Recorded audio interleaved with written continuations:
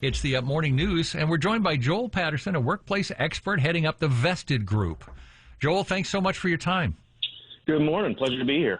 I read this yesterday, and I thought it was interesting. I guess it's a generational thing, and I hear stories from friends who own businesses about what they run into generationally. Gen Z are treating employers like bad dates. 93% have ghosted interviews, which means you just simply don't show up after making the appointment, and 87% have not even shown up for the first day of work after getting the job.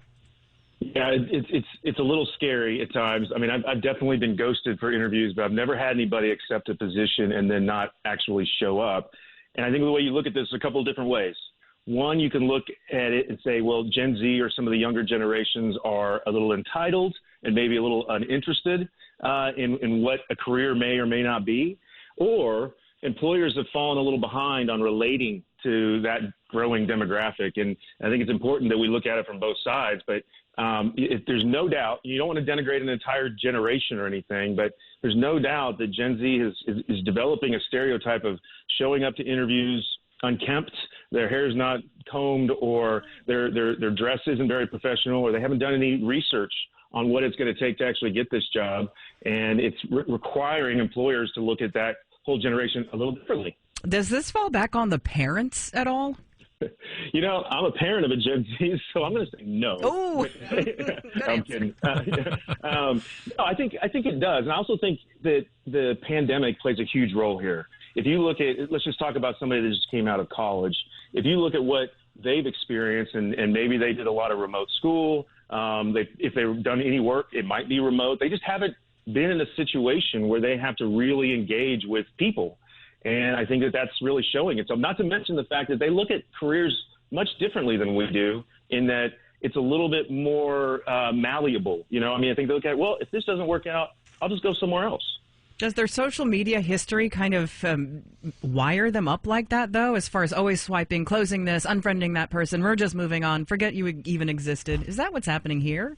I mean, I think that plays a role. I mean, it has to, right? I mean, my Gen Z, I mean, she's always bringing me quote unquote facts that she learned off of TikTok, right? And the critical thinking isn't always there as much as I think it should be. So, I mean, I think there's some things to deal with, but I think that employers can also look at this as, all right, it's very expensive to hire new employees.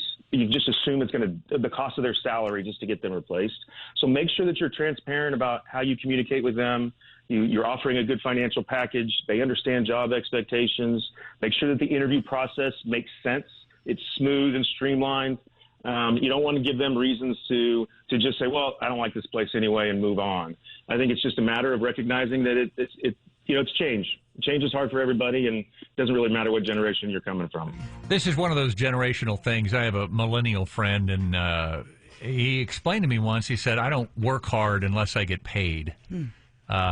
See, when I started, it was you work hard, then you get paid. Oh, yeah. Now it's you're going to pay me, and then I'll work hard for you. But that's the different mindset. And, you know, adults can be critical of that. But, you know, part of me kind of admires that in one respect because, you know, at least you get your money up front. Yeah.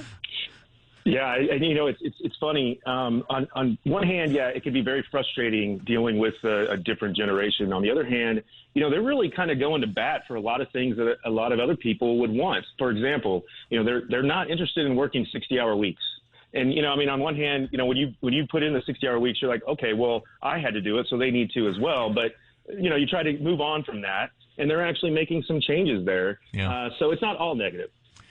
It does seem like that does make a difference, and that's something else that I think, you know, we have people who've lived their entire lives miserable in a job and say, that's just what you have to do. Mm-hmm. Well, this new generation is saying, no, it isn't what you're going to do because I'm not going to do it. Yeah, they'll just go find a new one. Yeah, we'll go find something else to do. Joel Patterson is with the Vested Group. Joel, thanks for coming on this morning. We appreciate it. Thank you. Always a pleasure. All right.